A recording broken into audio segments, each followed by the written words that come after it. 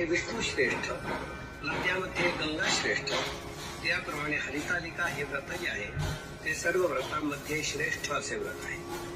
पूर्वजन्मी हे व्रत तू हिमालयावर केलेस आणि त्याच पुण्याईने तू मला प्राप्त झालीस.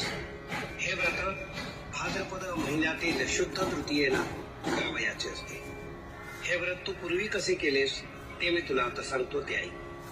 मी तुला प्राप्त व्हावे म्हणून लहानपणी तू मोठे तप केलेस.